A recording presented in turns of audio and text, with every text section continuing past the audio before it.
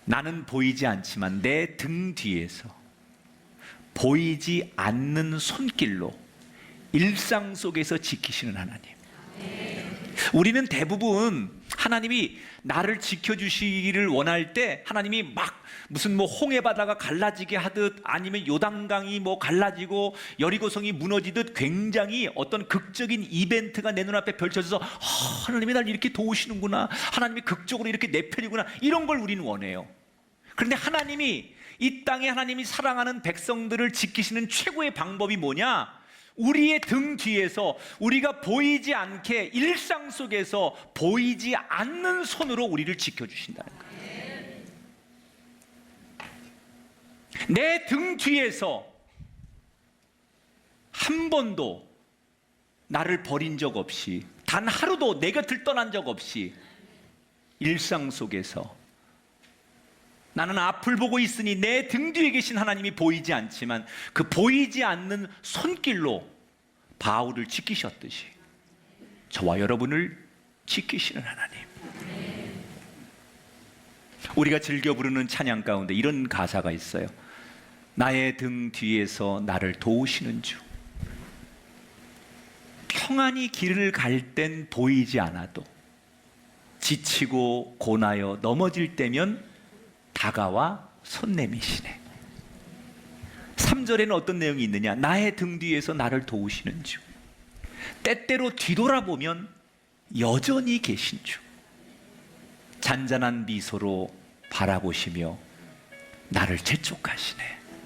뭐라고요? 일어나 걸어라. 내가 새 힘을 주리니 일어나 걸어라. 내가 너를 도와주리라. 할렐루야.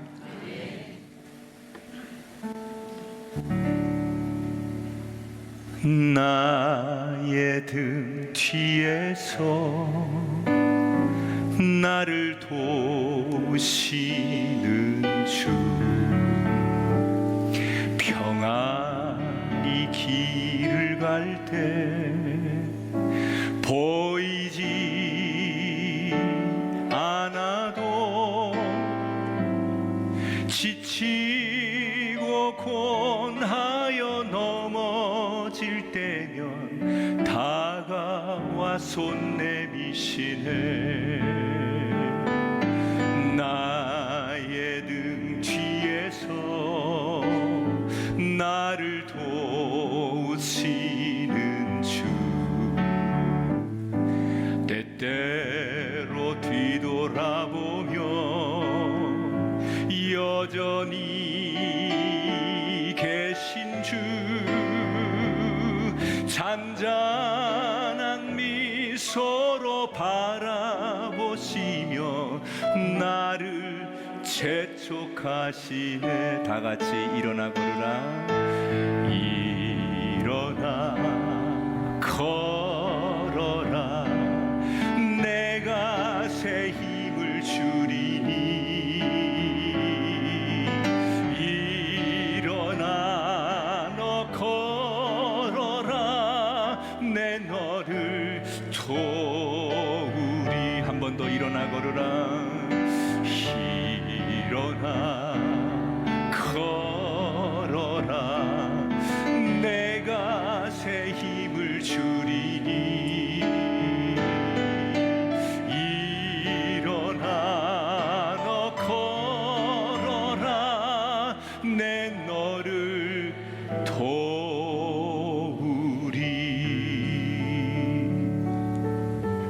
바울의 등 뒤에서 보이진 않지만 늘 일상 속에서 지키시는 그 바울의 하늘 아버지가 오늘 예배하는 저와 여러분의 하늘 아버지임을 믿습니다. 그분을 바라보고 신뢰하는 이 땅의 자녀가 되시기를 주의 이름으로 축원합니다.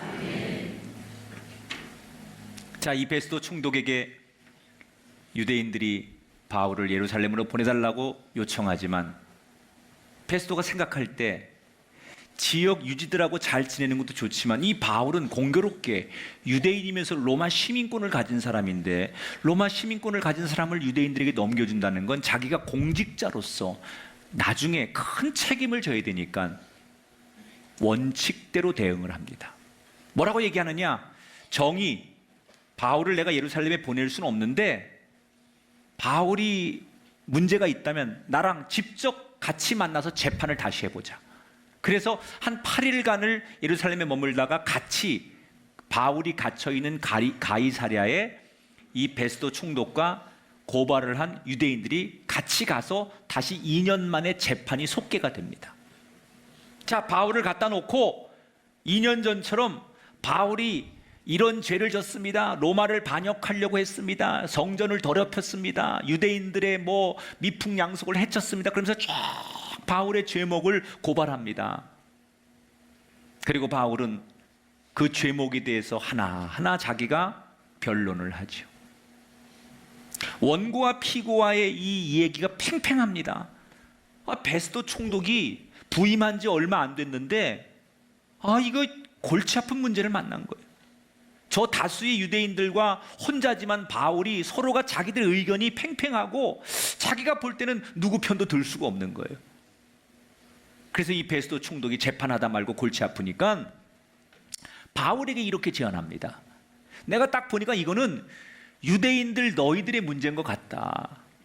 너희 종교적인 문제인 것 같은데 이거를 굳이 로마법에서 우리 로마 사람들이 해결하고 다스리는 게 별로 바람직한 것 같지 않다. 그러니 여기서 이러지 말고 너희 예루살렘으로 가서 저 유대인들하고 이 문제를 재판받으면 어떻겠느냐 이렇게 제안을 해요.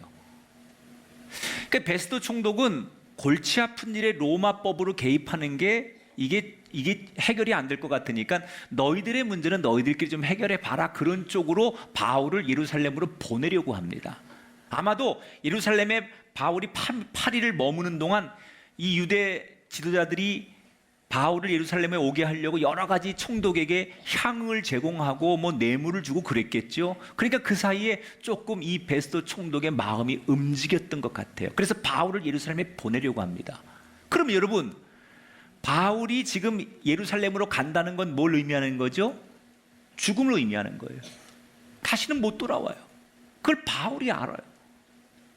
이게 얼마나 그냥 공정하게 재판을 받으러 가는 게 아니라 그건 불구덩이에 들어가는 거와 똑같다고 생각한 바울은 이 절대절명의 위기에서 히든 카드를 하나 꺼내죠. 바울이 뭐라고 얘기하느냐? 총독이시오, 나는 로마 사람입니다. 로마 시민권을 가졌습니다. 그래서 내가 로마 시민권자로서의 내 권리가 있는데 로마 시민권자는 자기가 재판을 받고 싶은 데서 받을 수 있는 게 로마 시민권자의 권리입니다.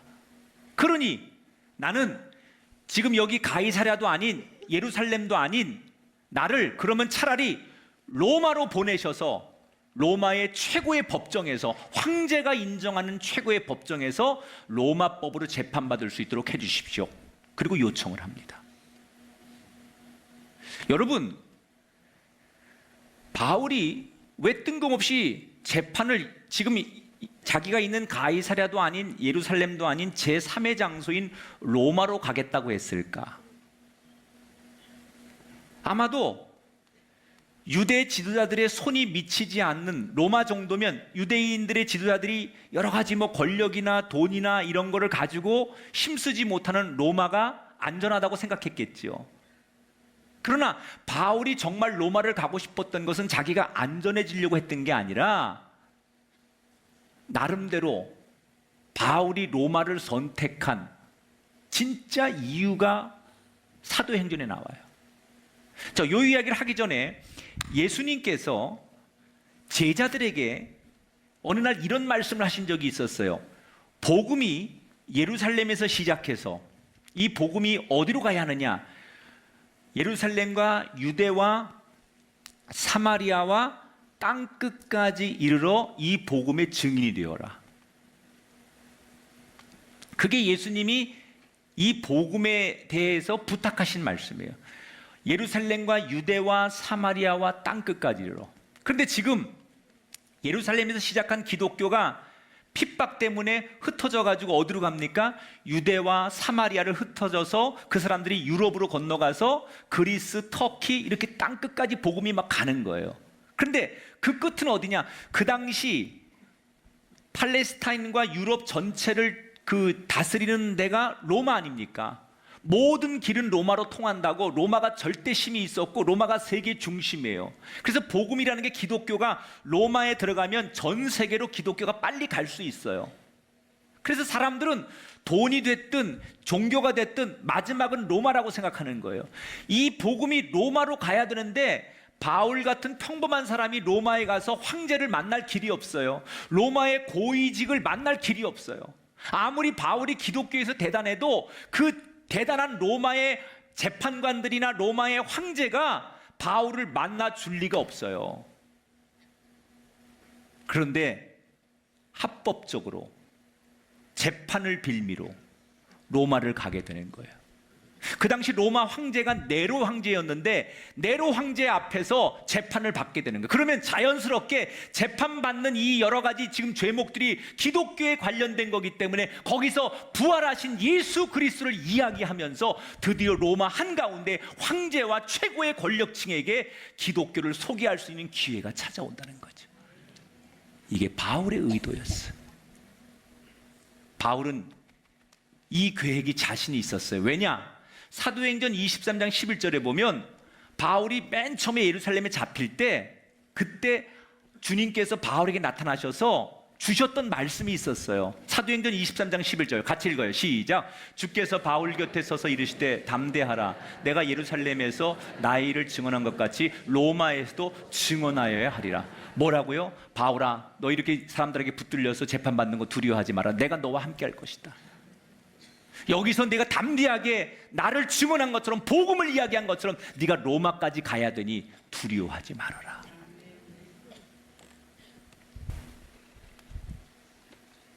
하나님이 바울에게 어디로 가야 될지, 뭘 해야 될지 분명한 꿈과 비전을 주셨다는 거예요.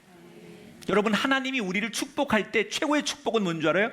우리의 가야 할 길을 열어주시고 우리가 뭘 해야 될지 우리에게 꿈을 주시고 우리에게 비전을 주시는 것, 이게 하나님이 그리스도인에게 주는 최고의 은총 중에 하나라는 거예요. 현대인들이 제일 고민이 뭔지 아십니까? 어디로 가야 될지 모른다는 거예요. 뭘 하고 살아야 될지 모른다는 거예요. 실제로 2014년도에 한국직업능률개발원에서 발표를 한 통계에 보니까 이런 통계가 있더라고요. 우리나라의 초중고등학교 학생들 가운데 중고등학교 학생들 30% 이상이 내가 앞으로 뭘 해야 될지 전혀 모르겠다, 이렇게 대답을 했어요. 여러분, 초등학교, 중학교, 고등학교 때는 인생을 살면서 꿈이 제일 많을 때예요. 하고 싶은 게 제일 많을 때가 그때예요.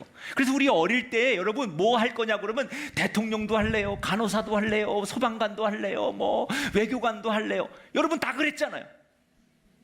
나만 그랬나 보다. 그게 뭐냐면 철없어서 하는 얘기가 아니라 진짜로 하고 싶은 게 많은 거예요. 아이들이 이것도 되고 싶고 저것도 되고 싶고 꿈이 많다는 거예요. 비전이 많다는 거예요. 목표가 많다는 거예요. 그런데 지금 이 초등학교, 중학교, 고등학교 우리나라 아이들이 내가 무슨 공부를 하고 뭐 하고 살고 뭐가 되고 싶은지 아예 그런 계획과 꿈이 없는 아이들이 30%가 넘는다는 거예요. 꿈을 꿔야 된 젊은이들이, 꿈을 꿔야 된 학생들마저도 비전과 목표를 잃어버렸습니다. 여러분, 이 세상은 어른이든 학생이든 누구에게 비전과 목표를 주지 못합니다.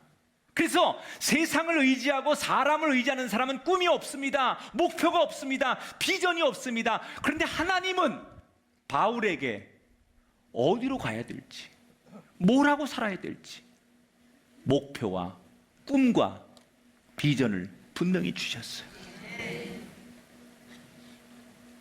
돈을 벌면서도 일을 하면서도 내가 어디로 어떻게 살아야 될지 모르는 불안과 염려 속에 있는 사랑하는 여러분, 하나님을 보십시오.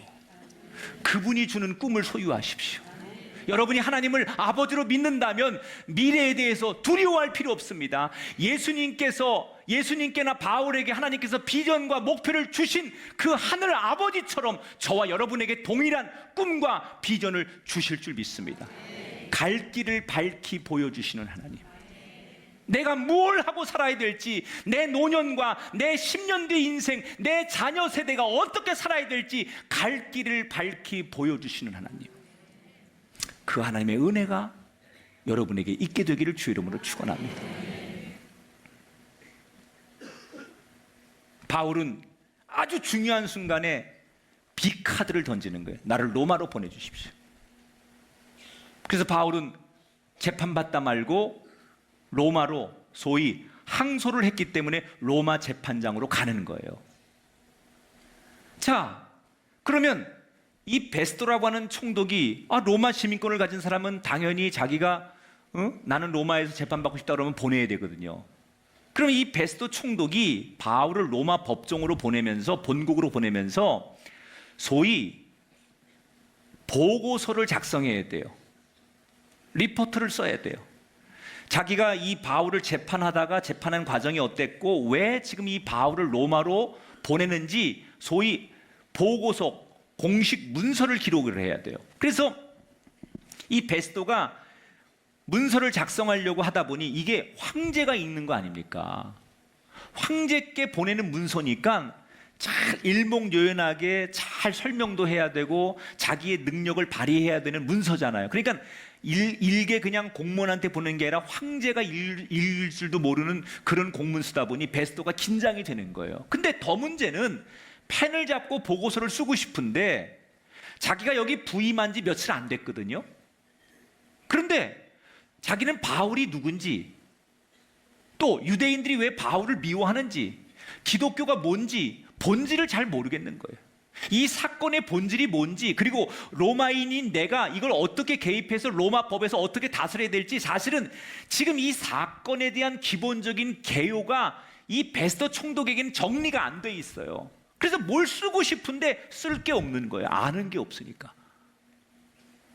바울을 로마에 보내긴 해야 되겠는데 바울이 뭐 때문에 여기 잡혀왔고 유대인들과 어떤 문제가 있고 로마에서는 이 문제를 어떻게 지혜롭게 해줬으면 좋겠다라는 얘기를 리포트를 써야 되는데 도대체 아는 게 없기 때문에 쓸 수 있는 게 없는 거예요.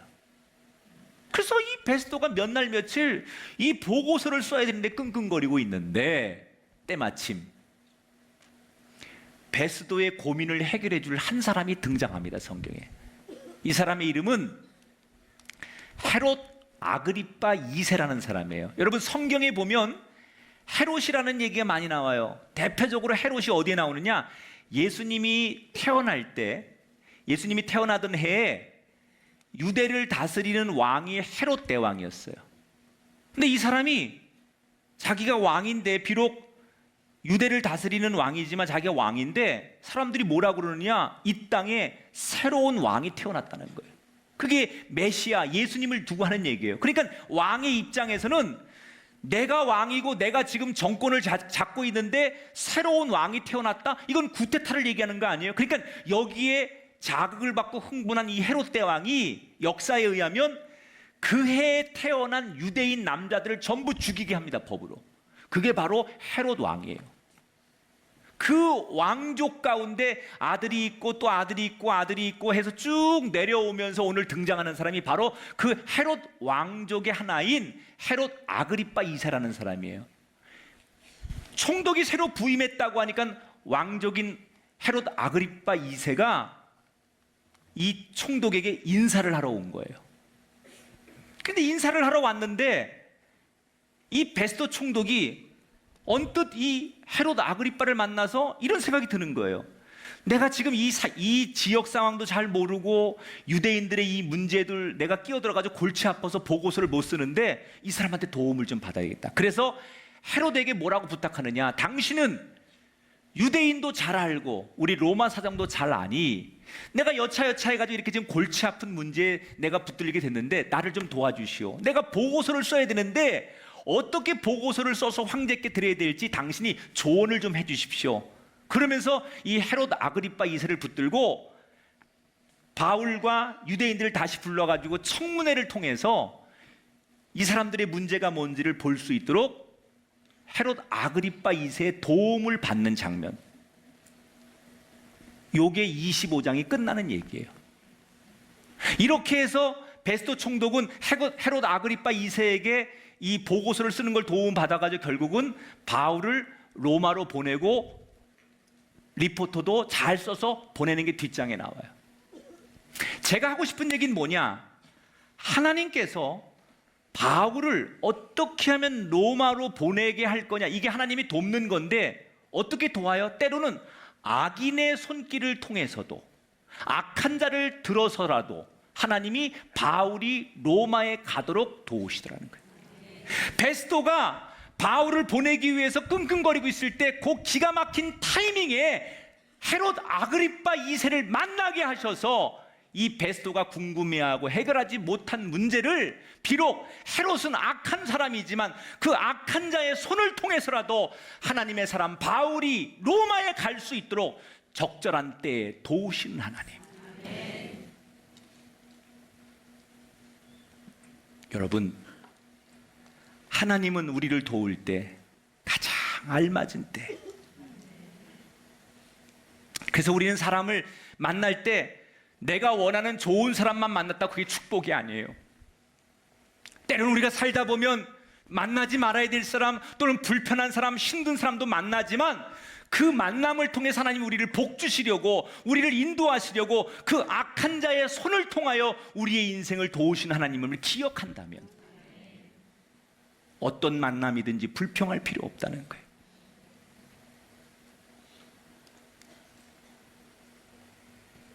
바울을 로마에 보내기 위해서 베스토에게 헤롯 아그리빠 2세를 보내신 하나님, 저와 여러분에게도 기가 막힌 타이밍에 기가 막힌 만남을 통해서 바울을 도우셨듯이 우리를 도우신 하나님인 줄 믿으시기 바랍니다. 그래서 하나님은 철을 따라 좋은 것을 주시는 하나님. 여러분, 봄은 봄대로, 가을은 가을대로, 겨울은 겨울대로 하나님이 철을 따라 우리에게 그 환경과 그 조건에 따라 좋은 것을 주시는 하나님. 여러분에게 가장 좋은 때 좋은 사람을 만나게 하시는 하나님의 복이 주의 이름으로 일어나게 되길 주의 이름으로 축원합니다.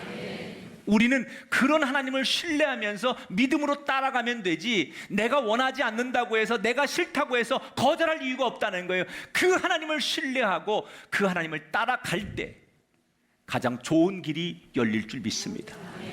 오늘 바울의 이야기는 뭐예요? 하늘 아버지 덕분에 위기도 넘기고 자신의 인생의 시온의 대로가 열렸다는 거예요. 여러분에게 도우시는 하나님, 나의 등 뒤에서 보이지 않는 손길로 우리를 도우시는 하나님, 때때로 내가 뭘 해야 될지 몰라 할 때 비전과 목표를 주셔서 갈 길을 가게 하시는 하나님의 도우심, 때와 철을 따라서 가장 필요한 것을 알아서 공급해 주시는 그 하나님의 도움의 손길이 오늘 예배하는 우리 꿈의 가족들 머리머리 위에 임하게 되시기를 주님의 이름으로 축원합니다.